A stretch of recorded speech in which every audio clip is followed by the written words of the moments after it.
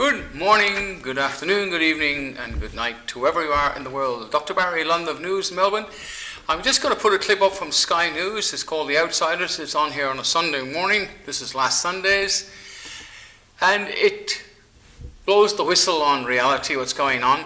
Now, I know our attention spans are pretty short, but just hang in there and watch it. It's well worth watching. It explains the media, that 7:30 report, ABC, how they lied in the past, and now the proof has come out and said, yes, you are a bunch of goddamn liars, right?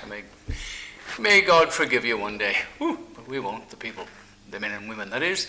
And at the end, there's a bit about how wonderful leader here in Victoria, we all know who that is. It's something to do with Teflon. Now, have a watch of this, watch to the end, and if you're interested in supporting the Common Law Court, the information at the back, email address for ID cards and all that stuff is at the end. For God's sake, just watch the video, because 80% of you don't really give us stuff. And even some of my friends, oh yes, I haven't got time, I'm busy, I'll watch it sometime when I get a chance, you know. But time is running out. I'm going to interview somebody tomorrow night who, up in New South Wales, who didn't pay a fine because a dispute in a dentist over a mask, nothing to do with traffic, didn't pay a $400 fine, and their license is suspended. With the release of the Durham report this week, in which we learned that the FBI are the bad guys responsible for corrupting the democratic American way of life with an insidious operation called Crossfire Hurricane, in which the FBI colluded with Barack Obama and Hillary Clinton to besmirch Donald Trump. This has been called the greatest scandal in American political history, and in my opinion it is. Here is a video on Fox where Senator Josh Hawley responds to the Durham report by pointing out who was at the heart of it, President Barack Obama. Obama knew that Hillary was trying to frame Trump, essentially. He knew that they were cooking this up and trying to weaponize the FBI, and he knew it was succeeding, and he went out and he lied about it. All these people lied about it. Then here's Hawley demanding that Hillary Clinton be prosecuted and that the FBI be disbanded. No, we've got to get justice here, and justice needs to be served. You can't interfere in a presidential election without consequences. At least you couldn't. You used to not be able to in America, and that's what happened here. That's what this report shows, that one political party, the Democrats, tried to use the FBI to rig a presidential election and just about got away with it. They succeeded in getting the FBI to intervene. They succeeded in getting the FBI to lie to a court to get wiretaps. They succeeded in getting a presidential campaign, Donald Trump's campaign, spied on. I mean, it's amazing. If there's something like this in American history, I don't know what it is. And that's why I say there needs to be prosecutions, there needs to be accountability, and the FBI has got to be overhauled now top to bottom. It's got to be completely reformed. Indeed it does, and we have got to have answers and accountability. There needs to be consequences for her and also for the FBI. FBI leadership has clearly got to be changed. And Jesse, I'm of the mind we need to end the FBI as we know it. It needs to be broken up. I mean, clearly it has become corrupt. The leadership is corrupt. You can talk to FBI agents in the field. I was just doing this this past week. Great folks in my home state all over the place, but they're not served by this leadership. This leadership has become totally, radically politicized. But here's the thing. This appalling scandal is not limited to the United States. As the Durham report makes clear, and has been reported by Newsmax and others, quote, the probe was initiated after it learned from an Australian diplomat that a Trump campaign associate named George Papadopoulos had claimed to know that Russia had dirt on Hillary Clinton in the form of emails, quote, barely anyone in the Australian media has paid any attention to this story. But here's what it says in the Durham report released this week about how the entire Russian collusion story came about. On page 51 of the Durham report, under the heading, the information used to predicate Crossfire Hurricane, it says, and I quote, in March 2016, the Trump campaign identified George Papadopoulos as a foreign policy advisor. Papadopoulos had previously worked as an energy consultant and was employed at the London Centre of International Law Practice. Among his acquaintances in London was a diplomat from another country. On May 6, 2016, by pre-arrangement, Foreign Government 1, Diplomat 1, introduced Papadopoulos to Australian Diplomat 1. End of quote. Then, on May 10th, 2016, Papadopoulos and Australian Diplomat 1 met again, and this time they were joined by Australian High Commissioner Alexander Downer. Both meetings were over drinks in public settings. The Australian diplomats were interested in meeting with Papadopoulos because of his role in the Trump campaign, and much of the conversation centred on the upcoming US election. This is all from the Durham report released last week. Over 2 months later, it goes on July 26, 2016, Australia provided the US Embassy in London certain information its diplomats had memorialised at or around the time of the meetings with Papadopoulos. The next day, the State Department passed this information on to the FBI's legal attaché assigned to the embassy in London. The Durham report then goes on at length, reading like a bad Yes Minister script, detailing how the Australian information, which became known as Paragraph 5, was, quote, purposefully vague. Yes, I'll repeat that. Purposefully vague. Importantly, the Durham report points out that Downer stated that he would have characterised the statements made by Papadopoulos differently than Australian Diplomat 1 did in Paragraph 5. Nonetheless, we learn from the Durham report that, quote, the Paragraph 5 information was the sole basis cited by the FBI for opening a full investigation into individuals associated with the ongoing Trump campaign. Whoa. The sole basis. That investigation then led to 4 years of endless headlines and media reports, not to mention lengthy legal investigations throughout the entirety of Donald Trump's presidency. Trump was crippled from the get-go by the almost relentless undermining of his entire legitimacy as president, including, of course, this disgraceful and outrageous report by the ABC.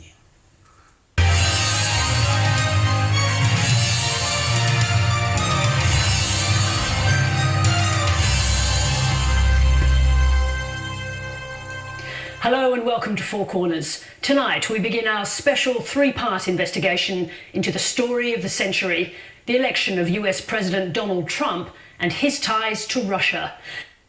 Oh, jeez. The ABC spent a fortune of your taxpayer dollars over 3 separate episodes of Four Corners pushing and promoting this fraudulent garbage. Sarah Ferguson, who hosted that special, is now the nightly host of 7:30, the ABC's leading political current affairs program. On top of which, as well as devoting hours and hours over 4 years to this nonsense, the ABC also put out a podcast called Russia, If You're Listening, which began with the ominous premise, what if Trump was caught in a Russian web long before he even considered a career in politics? What a joke. As Gerard Henderson writes in his excellent column in this weekend's Weekend Australian, quote, so far, 7:30, that's the ABC show, has ignored the Durham report, which has barely received a mention on ABC News and Current Affairs. In the meantime, Sarah Ferguson's Trump Russia show is still available for viewing on the ABC, and so too is that podcast. The sheer amount of time, energy, and money that the Russian collusion hoax would have drained the Trump administration of is mind-boggling. Now in America, thanks to the publishing of the Durham report, the entire vile Russian collusion hoax is laid bare, and it is being described as the worst political scandal in American history. But And here's where I smell one rather large sewer rat rotting beneath the Australian High Commissioner's floorboards in London or the US Embassy, its stench wafting up through the marble corridors of Australia House in the Strand. My father was Deputy High Commissioner to London in the 1970s. He was also the Australian Ambassador to the OECD in Paris. I lived and breathed the diplomatic lifestyle during much of my childhood and adolescence. I saw firsthand how hard these diplomats work, the long hours, the endless meetings, the phone calls in the middle of the night from the Prime Minister, the weekends spent in the office for this or that emergency, or visiting foreign dignitary. I spent many weeks barely seeing my father. Such is the workload of any High Commissioner or Ambassador abroad. So I can tell you, the idea that the Australian Commissioner would be swanning around some wine bar in Kensington with a member of his staff wasting time on idle tittle-tattle from some nobody ex-staffer of a US presidential candidate is very hard to swallow. It may all be perfectly innocent, but it certainly sounds odd to me. And I also saw firsthand the hours spent carefully crafting reports and official communications for the diplomatic bag. So the idea that the Australian High Commission would then submit essentially meaningless drivel that Alexander Downer himself describes as of a casual nature, and then turn it into a formal memo to our most important military ally, one that winds up with the FBI. Pull the other one, it's got fishnet stockings on it. And as the son of a former Deputy High Commissioner and former Ambassador, let me state this very, very clearly. Either Alexander Downer is the most incompetent, foolish, and Mr. Bean-like High Commissioner that Australia has ever put in any position abroad, which I do not believe, or what? This memo, this paragraph 5, is what instigated what is now being labelled, thanks to the publishing of the Durham Report, the worst political scandal in American history. Now, let me tell you, my dad is no longer alive, sadly, but I can guarantee you, if he was found to have done something that was connected to an event being described as the worst political scandal in American history, he would be devastated. He would be demanding answers of every individual involved. He would be trawling through every file and every document to find out how on earth he could have been caught up in something so utterly appalling. He would be mortified and demanding answers, as would we all.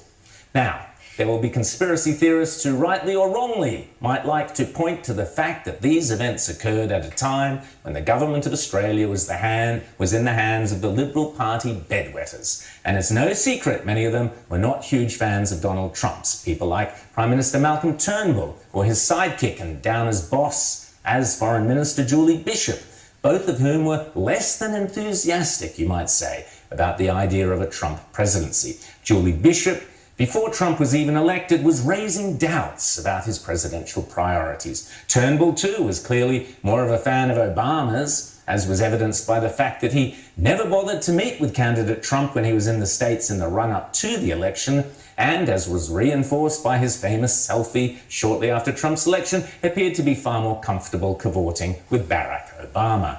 Indeed, when asked on the ABC's 7:30 programme if his government would prefer to deal with a Clinton administration than a Trump White House, Malcolm Turnbull apparently replied, "You may very well say that, but I couldn't possibly comment." Very cute, a line from a well-known TV series, and a nod's as good as a wink to the diplomatic corps, I guess. And then, of course, although it came much later than the paragraph 5 incident, who can forget Mr. Turnbull's, or should that be Mr. Trumbull's, disastrous first phone call with newly elected President Trump, where Trump told Turnbull his deal with Obama for the US to take on refugees headed for Australia was ridiculous, rotten, and stupid. And then Trump hung up after saying, "This is the most unpleasant call of the day." So, here you have an Australian government whose most senior members have hinted at their antipathy towards Donald Trump and preference for Hillary Clinton to become the president, and entirely coincidentally, we later learn that their High Commissioner in London was caught up in the events leading up to what becomes the greatest media hoax of all time, determined to bring down President Donald Trump. Yes, it may all just be a horrible and unfortunate coincidence, of course. But on top of all that, you also have Prime Minister Malcolm Turnbull, when he was the head of the Australian government, who even went so far at a supposedly off-the-record Canberra journalists event to do a stand-up comedy routine mocking then President Donald Trump, the head of state of our most important ally, in which he specifically referred to the Russian collusion story, an astonishing breach of normal protocol. Turnbull said, when he was asked about it later, that he was just joking. But of course, a nod's as good as a wink to the press corps.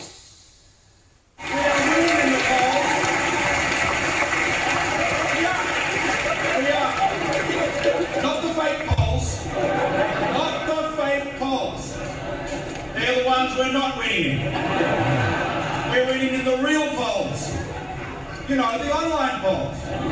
They are so easy to win. Did you know that? I know that. Did you know that? I kind of know that. I know that. They are so easy to win. I have this Russian guy. Believe me, it's true. It is true. Now, it goes without saying that there may be all sorts of perfectly innocent explanations for all of the above. Bungling incompetence may be one of them. Our diplomats being unwittingly and naively used by outside forces may well be another. Their apparent antipathy to Trump making them candidates for being taken advantage of could be an excuse, or none of the above. Simply complete coincidence are all possibilities. Who knows? But that's the point. Who does know? We've heard virtually nothing about this affair in the Australian media or from any of our political class or from the key players since the Durham report was released last week. And there are so many unanswered questions. The Australian taxpayer, who pays through the nose for our diplomatic corps and the lavish lifestyles they enjoy overseas, deserves either some heartfelt apologies that this was ever allowed to occur for whatever reasons, or deserves some very hard questions being put to all those involved. We reached out to Turnbull, Bishop and Downer for comment. What we need to be given is a genuinely satisfactory explanation as to how on earth the Australian government got caught up in this crossfire hurricane. A look at the footage. Hands on the field when you're walking to the hands on the wall, hands on the wall, hands on your ankle, get on the ground, let's go. Oh, hands everywhere, hands everywhere, hands everywhere, hands everywhere, hands everywhere. So grotesque. The man right next to the kid is singing out ass everywhere repeatedly. The adults are all cheering. That child is doing this twerking dance. Rita? Well, it's okay because it looks like there's some drag queens on stage. So we all That's fine then. Okay, watch my mouth out. So it's all fine, isn't it? Well, that footage has gone viral this week, and I can tell you, we bring you footage of all sorts of nonsense that children should not be exposed to from the US and from the UK, and yet those places are looking at Melbourne and going, wow.